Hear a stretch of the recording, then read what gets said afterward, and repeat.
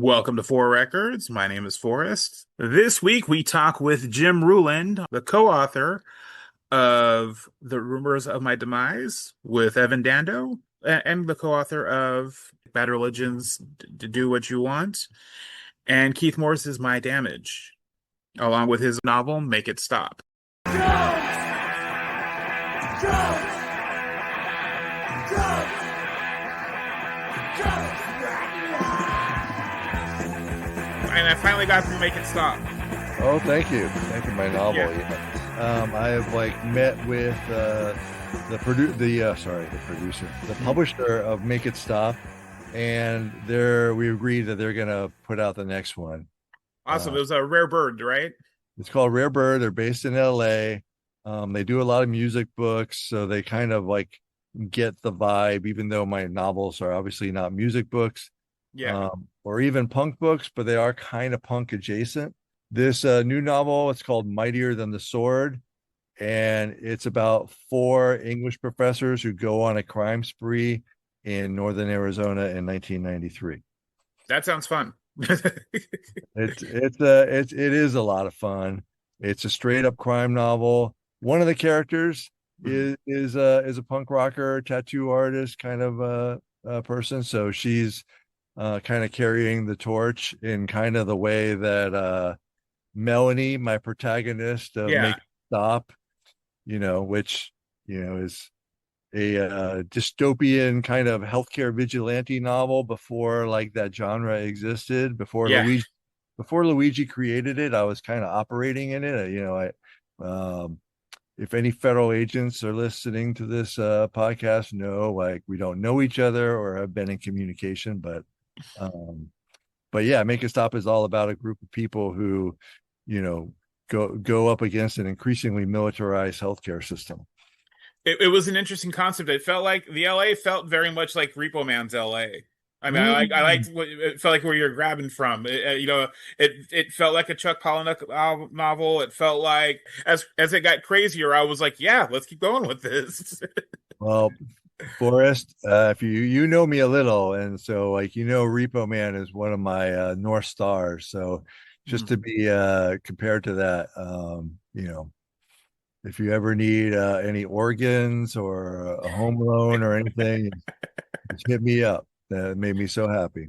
So, and you nailed the tone of that world perfectly. Like it just felt very adjacent. It didn't even feel adjacent. It felt like, Repo Man's happening over here and Make It Stop's happening over here. And it. Oh, thank you. Yeah. I mean, it's set in the near future, but I use an LA that's very recognizable. It's funny because that novel I was working on while I was working on all my punk books. I would write it and then I would try to do something with it. And I wasn't happy with it, or it get shot down, or it just took a long time for me to get it to its final state. And in the beginning, I thought of it as this very serious work of literature about a serious topic about healthcare. And by the end, I'm I should just focus on making this, fun, entertaining book to read, even though the topic is serious and it's pretty dark at times, just to make it a fun book to read and not something that's going to feel like homework. Your website, you had nonfiction books on there too about fishing or something those are collaborations. They're work for hire. So I worked with Scott Campbell Jr., who's one of the captains on Deadliest Catch. That was my first book and first nonfiction book and first work for hire. So that allowed me to let the industry know that I could write a book and I could work the deadline and I could turn a story in and, go out and get the story. And it also proved to myself that I could do it too, because like anything else, until you do it, you don't know if you can do it, but it was also, lots of times the reasons why I do things is the experience of it more than, there's a lot of things in writing in particular, and punk rock especially, that, you're not going to make money on it. You're not going to break even, but it can be a great experience doing it.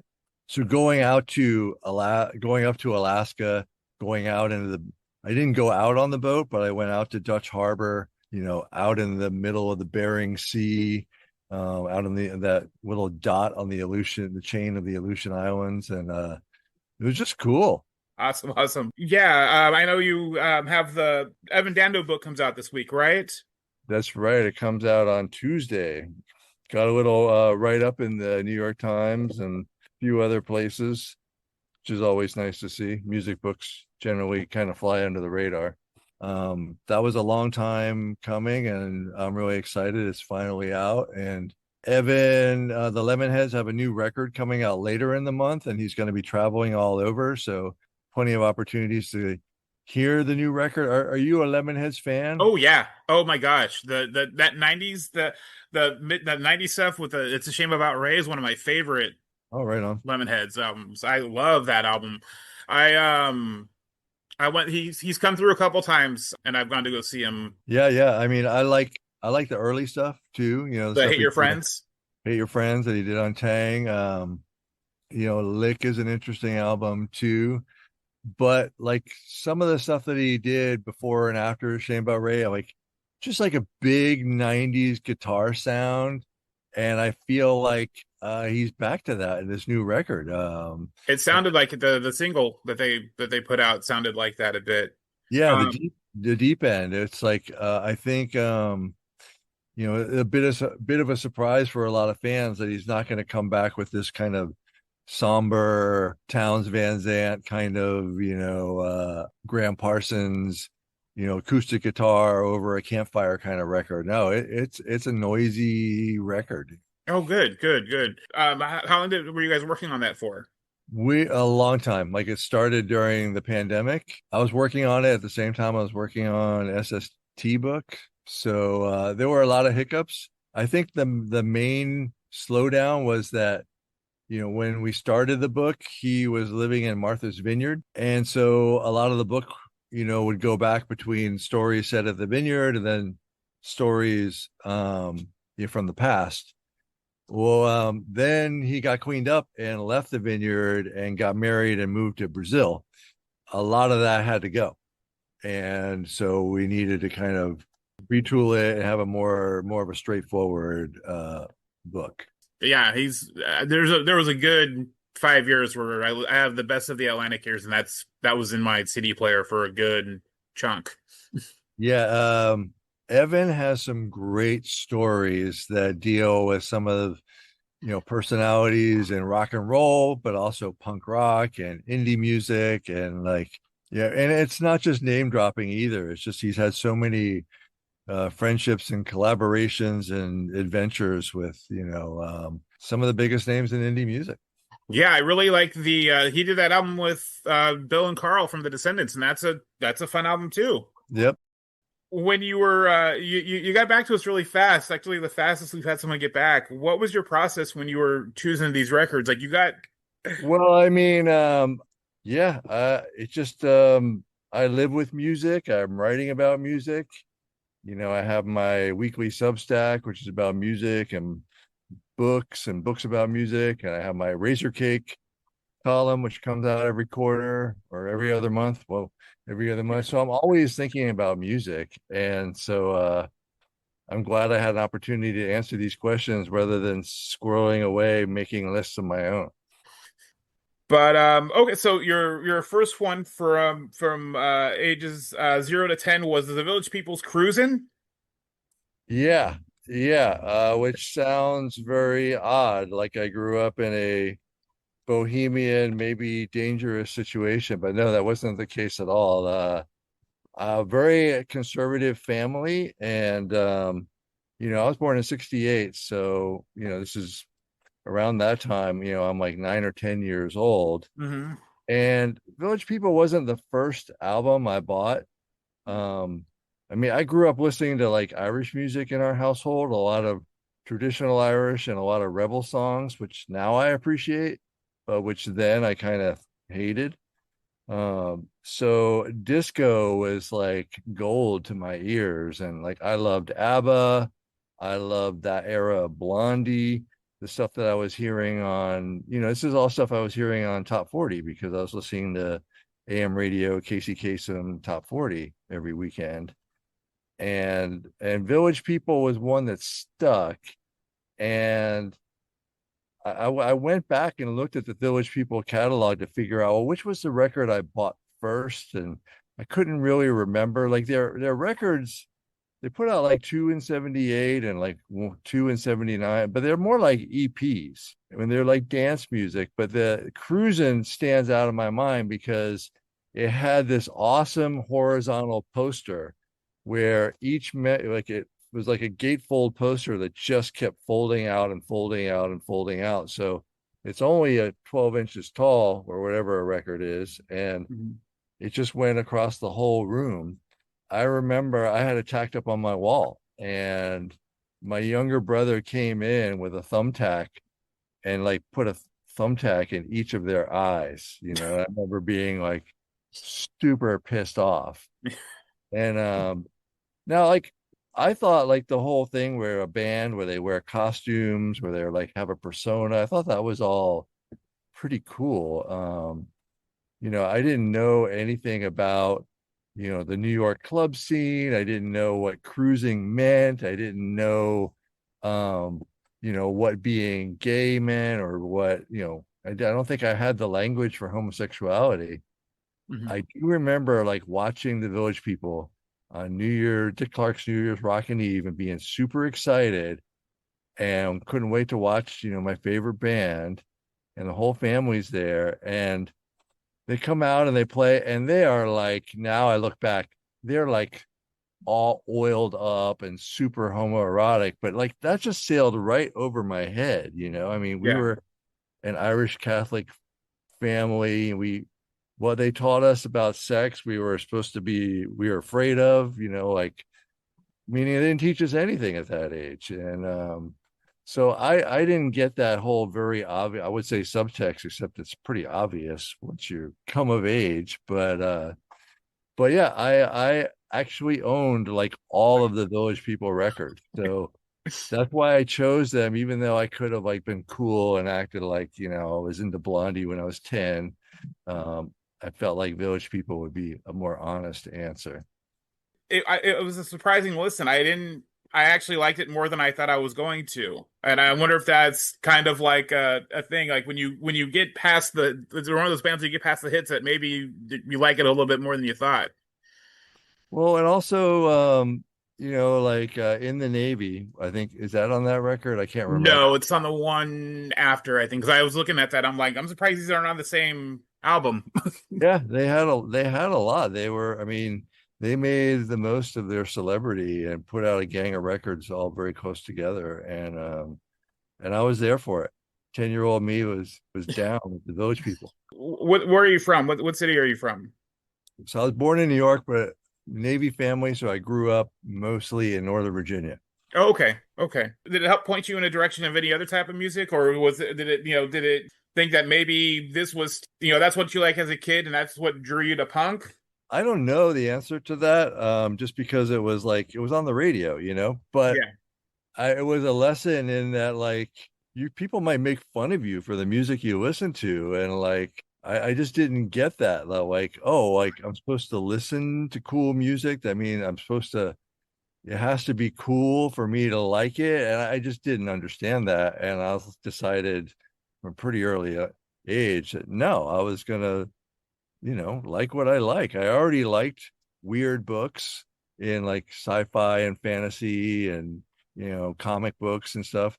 Those things weren't cool, and I like those. So I'm like, all right, well, I guess I don't like cool music either. That's just that's just my path. As far as I could articulate it, when I was, 10. I mean, yeah. I wanted to fit in. I wanted to be liked. I wanted to be the hero in the 80s movies, but like growing up in a conservative Catholic family, going to Catholic school with a uniform and all that, you just don't have a lot of opportunity for expression. So I just kept my head down and liked what I liked. Because like I said, I liked it more than I thought, and I feel like the village, like you're saying, the village people do kind of get a lot of shit, but I don't think you get like Sugar Hill Gang's Apache without this album. Oh, interesting, interesting. Yeah. I feel like you can draw a line from this album to that. Like that's what I heard is, and I think Apache comes out like a year later. Well, yeah, I mean, like, there's a lot, club music broke a lot of ground for a lot of people in terms of like, you know, what you can do with synthesizers, what you can do with like hip hop and things, like Blondie being an early trailblazer. I know like a lot of people in New York who were around it were just drawn to it because it was interesting. And whereas if you, the rest of us who were just listening to whatever gets through the radio, we just listen to what's on the radio. Then Cruiser, I noticed, has that breakdown in the middle that's kind of lifted from Soul Man. Do you feel that this is like a product that evolved from like those Stax, Chess Records, Motown Records, type of songs? Do you think it's an evolution of that? You know, I don't know. I think I should take your questions and Yeah. treat them like homework in case I ever like decide to out myself, so to Yeah. speak, and write about my early Village People fandom. I just I haven't thought too deeply about it. I was Oh, just really trying to be honest and not be like, like I yeah. said, try to front like I was some cool hipster kid who was like, parsing out Blondie when I was, I mean, I, I loved Heart of Glass the first time I heard it, like a lot of people, but mhm. that's also a disco song. It's more disco than punk. Yeah. It was a little bit later, but I was intensely into Donna Summer. Okay. Uh, when Bad Love, is that what it is? I think I don't know if it was a magazine or I bought the album. I mean, there were five hits on that album, and I was there for all of them. Oh, it was Bad Girl. And I remember bringing either an image or the album cover up to my mom and saying, "Look, mom, isn't she beautiful?" And it's Donna Summer dressed like a prostitute, like literally leaning against like a lamppost. I Yeah. mean, she's cosplaying a prostitute on the album cover, and I'm sure like my mom must have freaked out. Like Yeah. I was about to say. where is this suburban kid getting this? All these um, you know, falling in love with these disco icons who are extremely sexually provocative. Yeah, it's AM radio. Yeah. The radio for the repressed. Yeah. Yeah, I like I said, I enjoyed it. It was I didn't expect to be like this Village People album's pretty good. Cruising, man, cruising. So your teenage to mid-20s was the Ramones end of the century. Yep, So yep. why out of all the Ramones, and I don't mean this in a derogatory way because I like this album too, but why this Ramones album? Okay, so again, this is me being honest. It's not my favorite Ramones record by any stretch. I Mhm. think the first Ramones record I heard was the second one, Leave Home, and that put me on a path where I became obsessed. And it was the 80s. It was I was in high school. Um the Ramones just latched on to me. Then they didn't let go. Um I had a paper route, and I would listen to like a knockoff Walkman on my paper route. And so I would either make my own tapes or I would just buy them. And the Ramones tape that you could buy anywhere in 1985 was End of the Century because it had just come out. I think that's the one that Phil Spector produced and is like the doo-woppiest of their albums. And it's more of like a nostalgia for me. But unlike the Village People, like the Ramones obviously stuck. And when I found out that they were playing in a little club in DC and that you could get in if you were under 21, if your parent or guardian brought you, my brother and I, who was also a big Ramones fan, in fact, he turned me on to the Ramones. We like begged our mom to take us. And, I already said my mom, our parents they were New York, Irish, conservative. And I think one of the things that was, my mom especially was a lot cooler than I understood when I was that age. But Yeah. her growing up in New York, she had incredible freedom to hop on a bus and just literally go anywhere in the city. So I think she was felt like the loss of that for us, but was also a little annoyed, my dad too, that every time we wanted to do something, we needed a ride. So I think they were very appreciative of the fact that, like, oh, these kids want to go see some live music in the city. Like, let's go. Yeah. And so she took us, and I saw the Ramones at the Wax Museum in 1985, and that was my first show, and it just fucking blew my the doors off my tiny little mind. Now, I didn't go out and shave my head or buy a leather jacket and become a punk, all that, but like that was the template for like, okay, this is what a live music experience should be. This is what it's all about. Not, like in 1986, the year I graduated, the next year was like the year of Born in the USA, and people were like going to see Bruce Springsteen at RFK and like sitting in the last row of a football stadium and watching, Bruce Springsteen on a giant screen, and like that's not a music experience, Yeah.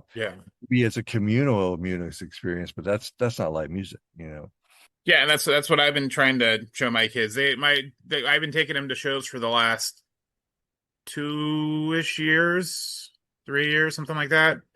And at first, my daughter just wanted to sit, and I think she's like, I don't want to stand the whole time, and I'm like, it's worth it to stand the whole time. You don't understand. Stand while you can, because someday you those mobility issues come for us all. What's a deep cut you like off of this album? Oh, Alpha End of the Century. Yeah. I like I Remember You. Is that on that album? No. Rock and Roll Radio is. Do you remember Yeah, Rock and Roll? I was never a big fan of that song. Um, it's like, like my mom and dad, like, and maybe it was my mom was really into like doo-wop. My dad was in a doo-wop band. Oh, I would say Chinese rock would have to be, well, that's not a deep cut. A deep cut would be High Risk Insurance. That's a good one too. Yeah, High Risk Insurance would be my deep cut on that record. But yeah, but like they were into doo-wop. That was like the thing. Like that was the version of punk, I guess, except more mainstream. Uh, Hmm. and my mom probably saw these guys with leather jackets, and maybe it reminded her of being growing up in Brooklyn and the doo-wop bands, and So your mom was pretty cool with the Ramones after you like when you saw them. Did she respond well to them, or was she just yeah, like kind of their aesthetic? she at the night of the show, she almost got thrown out because she wanted to take photos, so she kept climbing up on a bar stool, and they were like the bouncers were like, "Lady, you got to get down." Yeah. So we have photos from that event. They're terrible, but it's documented. Do you think Phil Spector's production on this album? Do you think it affected the band's albums after End of the Century? I don't know, but it probably brought them to like it softened some of the edges. I don't know if any of these were radio hits, but like, I mean, you can't watch a sporting event without hearing the Ramones anymore. They're all, their music has been licensed for something that's on a commercial right now. I mean, I think for the better part of the last 20 years, you can hear them on a commercial. Yeah, yeah. So but it's funny, I like looking at this record, like Chinese rock, I'm Affected, High Risk Insurance, like those are pretty rough. Yeah. But like, Rock and Roll High School, no. Baby I Love You, which was probably the one on the radio, and it's the Ronettes cover. Yeah, Danny Says always felt like a Buddy Holly song to me, and I'm a big Buddy Holly fan, so I've always kind of like that with the bells in the background. Oh, okay. Okay. Yeah. So the one for your 30s, Smog Town. Oh yeah. I'm from Orange County and I've never heard this band. I don't know why I'm just getting to this band now. I was surprised, and I live off of Harbor Boulevard. Harbor Boulevard Nights. Yeah, I was like, holy shit! Like, how did I not? I don't know how I missed this band. Okay, so I'm a late bloomer in a lot of ways. I blame it on my repressed upbringing, Mhm. but my solution for getting out of the house after I graduated high school, and to prove to my dad, who was a naval officer, that I wasn't like him, was enlisting in the Navy, which is, you know, pretty dumb. I'm grateful for it. It paid for college. It got me to the West Coast, Yeah. and that's where my life began. But my musical education kind of began when I got in the Navy as well. Like all these people were turning me on to all the music that I had missed because I was just, into what I was into. And um, so I started like I went, and then I went after the time in the Navy. I went back to Virginia to go to college, which was kind of like a cultural setback because I was in rural Virginia, and we just, you just things just didn't get through. If it wasn't on MTV, you weren't really hearing about it. So that we had like a local. This is Radford, Virginia. We had a local punk band, and there were a few bands that came through, but my whole musical education was kind of on hiatus until I moved back to the West Coast. And by that time, I'm 25 and everything, and there's so many things that I haven't experienced, and so um, I would say like when it came around to the end of the 20th century, beginning of the 21st century, when I got exposed to Smogtown, I had like my first punk rock girlfriend. I was going out to shows, and I got really into like the bands that were on Hostage Records, which is like Smogtown, Smut Peddlers, The Stitches, a little bit later, Broken Bottles, Pushers were an early one. All those, beach punk, Orange County bands that would play at like Linda's Doll Hut and Yeah. little shitholes and like what was the place that Club Mesa and Costa Mesa, Yeah. things like things like that, those kinds of bands. And Smogtown just became like the thing. Like I was an evangelist for Smogtown. I would go to all their shows. I would see like the same 10 or 15 people there. And it kind of went down like this. Like either Smogtown would like not show up. That was one out of three times they just wouldn't show up. One time there was a note on the door, from Hmm. Smogtown. And because Smogtown didn't show up, the bar decided not to even open that night because it was like a Sunday or something. And Was that the doll hut? no, it wasn't the Doll Head. I don't remember where it was, but I'd probably driven like an hour or so. And then the other night, the other third of the time they'd play and they would suck. Like someone would be drunk or they'd literally be fighting on stage. It was just like not be able to get it together until like, the last song, which is not that uncommon when you're not playing a lot or rehearsing a lot. Yeah. It was just like, I would get too drunk and, it was just a bad experience. But that other third, they were the most electric thing I ever heard in my life. And if you listen to their album, Furhers of the New Wave, Yeah. which is a punk rock concept album, um, which kind of electrified my literary imagination in all kinds of ways. Okay.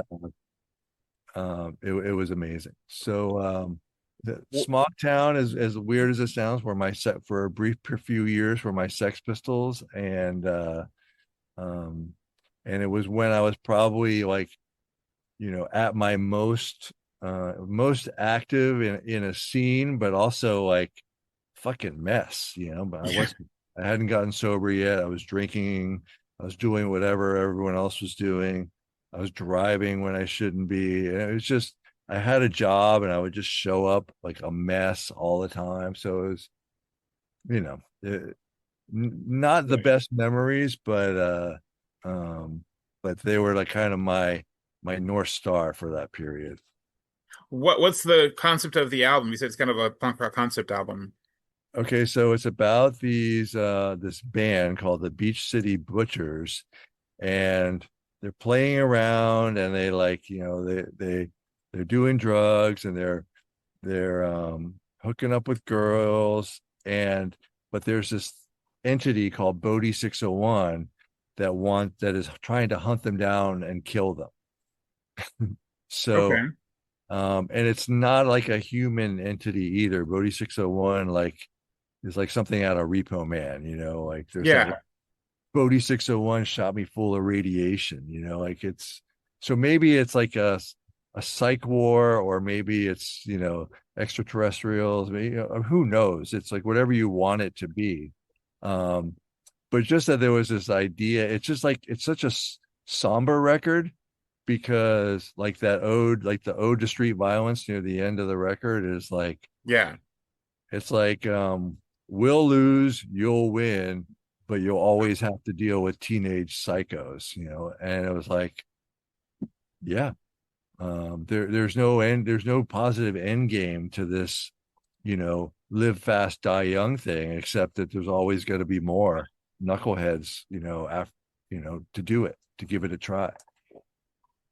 Yeah, it was a fantastic album. I like I'm gonna have to I had to listen to some of it during work, so I was kind of listening and taking notes in between. But now I want to go back and like hit up all the lyrics Oh and yeah. and see them all because that sounds interesting. So is I Am the Cancer essentially Bodhi 601 kind of it's kind of talking about him and what it is essentially. Yeah, that's what's really interesting is that some of the songs are from the point of view of Bodie 601, some are from the band, the Beach City Butchers. Some are like kind of take a step back and say, "Oh, well, here's this saga that you've heard." I think that's the last song where Yeah. it has like a little motif from each song in the lyrics that stitches it all Okay. together. And I was like, Hmm. I had never heard a punk rock band do something like this before. Never mind a band as dysfunctional as Smogtown, Yeah. But like the two things didn't match up. It was almost like this highly creative record that you would maybe think would come from like a basement band, some one person playing all the instruments with this concept, But no, it was these friends from South Orange County who were kind of a menace. Nice. And Fears of the New Wave, I mean, feels like a Rick Agnew song. Like it was they that's what I liked. I liked that ride cymbal that the Adolescents use and that DI uses and on all those. I mean, they felt more like the successor to all all those early Orange County punk rock bands than Guttermouth or Offspring does. Like it felt like a much better like line. I think you're absolutely right. And there's a lineage, like they didn't come out of nothing. There were a bunch of like some of the guys were in a band called Fag Rabbit. The guitar player was in a band called Vader's Crank, which was like an instrumental band, which I think is really interesting in that like it's why like his guitar playing is so mournful at times and so emotional because he was in a band where there were no lyrics and no singing. Yeah. Um, and then they went on to after Smogtown to form Gross Polluters. I've And seen they're that name too. So I think there they're are they still playing or is it just that not that band anymore? I think they're still kicking around. I don't think they're active, but I don't think they're broken up either. Okay, cool. I'll have to check out Gross Polluters also. Like But Domestic Violence Land is a really interesting album. They also have a split with another band I forgot that has like some brilliant songs like No More Waves, which you can't really find on the internet, but if you listen on the record, it's like just, No More Waves, Love California, you're gonna sync with it, yeah, it's I mean they're surfers at heart. It's a is the whole but also like those people who committed to doing what they're going to do regardless of the consequences. I remember one time I was with like I went to see another band and I was with like it was a show with the Damned. Wait, or maybe it was two shows, but there was the Damned were playing and the next night, or I might be mixing this up, but Real Mackenzie's Spit and Spitz were playing a Chain Reaction. That's what it was. And okay. then the Damned were playing somewhere. And the next night or the previous night. But I was talking up Smogtown at Chain Reaction. And so I brought some people to see Smogtown. And I was like, this could go one of three ways, right? Yeah. And I think like the band, and the band was one of these things where it was like a weird venue I'd never heard of. I had no idea if it was even going to be open or what the deal was. Small and intimate. The band was all there, and they saw all the like their peers come through the door, and they were like, "Oh shit, it's on!" And they Yeah. fucking smoked that night. And I was like so happy. I'll have to check out Gross Polluters. Do they go back and play any of these Smogtown songs, do you know? Or I don't know. I don't know. I mean, I think part of it was that Hostage Records was inactive for a while, and they were big small town champions, and so I Mhm. kind of lost touch with what was going on with them, Yeah. and then I moved to San Diego, and so I wasn't in the loop about the shows and everything like that. Yeah. But they've been both Small Town and Gross Fooders have been interviewed in Razor Cake. I mean, there's all kinds of stuff out there. I mean, a lot, I write for Razor Cake, and a lot of the people who are Razor Cake, part of the Razor Cake familia, are huge Small Town fans. It was Todd Nice. at Razor Cake who turned me on to them. The most recent album was Drain Living Proof. Yeah. I think you're the only one who we've had so far that their picks got harder as they got older, as you've aged. Yeah. Yeah, that's right. I'm here for it because I dug this album too. I'd only heard the Descendants cover, the Good Things cover, and didn't have a chance to go back to it. So I'm happy I had a chance to go back to it, and I'm gonna go. They got a new album coming out either later this month or next month. In let's see, in 2023 I think is so. the year Yeah, that my novel came out, and I was doing all these tours, and I was also like, I went to this festival in Northern Nevada. I had events all around the Southwest, and it was a little crazy. I was driving a lot, and so I was discovering new music, and I was listening to some old favorites. But every time I got in the car, whether it was just going to the grocery store, going to the drugstore, or beginning a 6-hour journey, I'd start with Drain, Living Proof. And it's 27 minutes long. So, like, not that I would work out every time in my hotel room, but when I did, I was like, the perfect amount of time to like do yeah. your little calisthenics and shadow boxing in 27 minutes. You don't really, that was perfect. And so yeah, I listened to that record a lot. And then I got a chance to see him a couple times, and I was like, oh yeah, you know. Have you always been into the hardcore genre, or have you like that type of hardcore where it's the deep, the vocals, and it's almost metally, if you will? No, no, I would say that I like, you know, I wrote about this in my next column for Razor Cake. It's a pull quote, but I'll lay it on you now, which is that 15-year-old me would be very excited that I'm, still listening to hardcore.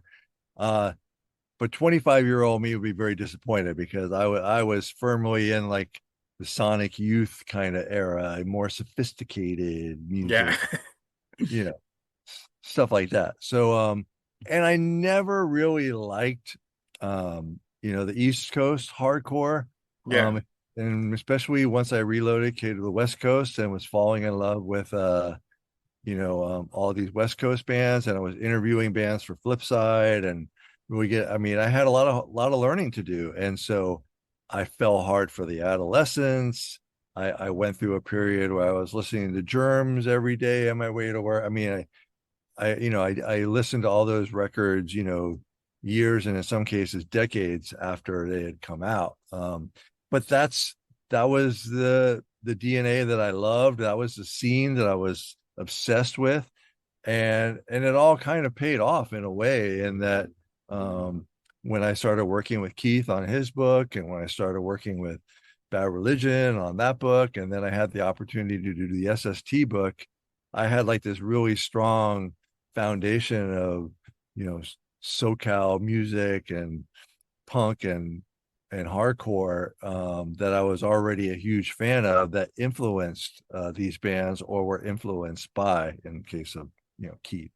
thank you very much for this. This was Super awesome. And thank you for your time. In the meantime, I'll just be, I have my website up that's pretty easy to find at jimruland.net, and I write a Substack every Wednesday. I've been reading that too. I've been digging that so far. Thank you. Yeah. So as you know, like it's about music events that I'm attending or music that I'm into, books I'm reading. Sometimes I squeeze in some interviews and, stuff like that.